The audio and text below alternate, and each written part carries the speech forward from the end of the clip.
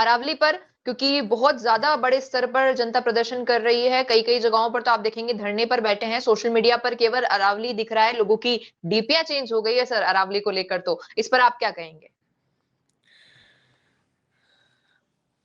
हमारी देश की सरकारें उद्योगपतियों के हवाले मान सकते हैं, या उद्योगपतियों के इशारे पे देश की हमारी जो प्राकृतिक सुंदरता थी, जी। उस प्राकृतिक सुंदरता को खत्म करने के लिए दोहन की नीति से काम किया गया है। और जी। इसकी वजह से देश की हमारी विंध्याचल हो, नीलगिरी पहाड़ियां हो, और अब बची थी अरावली। अरावली के बारे में कहा जाता है कि देश की सबसे प्राचीन पर्वत श्रृंखला है। जी।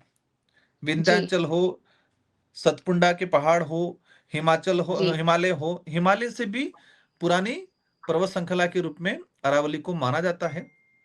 और जी। अरावली के अंदर गुजरात से लगा के दिल्ली तक, और जी। इसमें 650-700 किलोमीटर के आसपास के टोटल है हम्म। अरावली पर्वत श्रृंखला।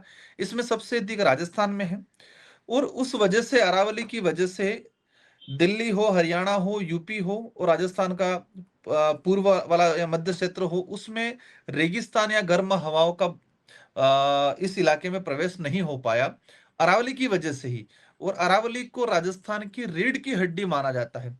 अगर किसी इंसान की रीढ़ की हड्डी में अगर चोट पहुंचाते हैं, तो वो इंसान, हम्म। इसकी उसकी जान, उसका शरीर किसी काम का नहीं है। वही स्थिति अगर अरावली को आज दोहन करने, खत्म करने के उद्देश्य से भाजपा राज में अगर काम हो रहा है, तो मैं जहां तक समझता हूं कि ये आने वाले समय के लिए राजस्थान एक रेगिस्तान के रूप में पूर्ण रूप से बदल जाएगा। और वो रहने लायक, आज जो पोल्यूशन, आज जिस तरह से दिल्ली में हालत खराब है, अगर अरावली नहीं होती तो उससे डबल पोल्यूशन आज दिल्ली में होता, दिल्ली में रहने लायक जगह नहीं होती। तो अरावली को लेके भारत आदिवासी पार्टी, हमारे क्षेत्र की सारी सामाजिक विंगे, आदिवासी समुदाय, अन्य समुदाय, सारे लोग मिलके इस लड़ाई को हम पुरजोर तरीके से लड़ रहे हैं। शुरुआत से ही जिस दिन ये डिसीजन फैसला आया, उसके कुछ दिन बाद ही मैंने पार्लियामेंट के अंदर इस बात को उठाया है कि अरावली का दोहन बंद करे, सरकार पुनः विचार करे। सरकार ने जो परिभाषा दी है अरावली की, क्योंकि उन्होंने कहा है कि 90 मतलब 100 मीटर से ऊपर वाली पहाड़ी को अरावली माना जाएगा, 100 जी। मीटर के नीचे वाली पहाड़ी को अरावली नहीं माना जाएगा। मतलब उसको खनन कर सकते हैं।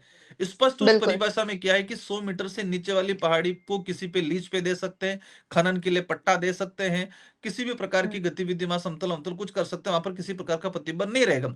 अगर ये बात करते हैं तो अरावली का एक रिसर्च रिपोर्ट में डाटा है कि 13,000 के आसपास, 12 या 13,000 के आसपास टोटल पहाड़ियां हैं। और बिल्कुल उसमें से सर। 90% पहाड़ियां 90 1 किलो और 100 मीटर से 100 नीचे मीटर वाली से है। नीचे है। मतलब बिल्कुल। 12,000 के बारह आसपास, हजार 12,000 के बारह आसपास हजार पहाड़ियां जो 100 मीटर से चली नीचे, जाएंगी। तो मात्र 1,000 बचेगी। अब 1,000 बचेगी, उनकी जो नस है, उनका जो हिस्सा है, छोटी पहाड़ियां, वो खत्म हो जाएगी, तो वो 1,000 भी किसी काम की नहीं रहेगी। नहीं तो उस रहेगी। लड़ाई को भारत आदिवासी पार्टी पुरजोर तरीके से लड़ रही है, अभी शुरू कर दिया है, और लड़ेगी। हम किसी भी कंडीशन में अरावली को खत्म नहीं होने देंगे। बिजनेस अच्छा हो सकता है, लेकिन अगर नाम नहीं दिखा तो पहचान कैसे बनेगी?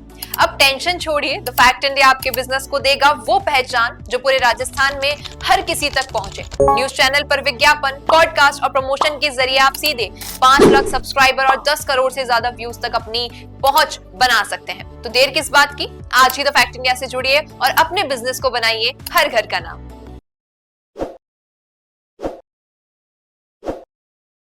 ताज़ा खबरों के लिए विजिट करें द फैक्ट इंडिया की वेबसाइट और डाउनलोड करें द फैक्ट इंडिया ऐप।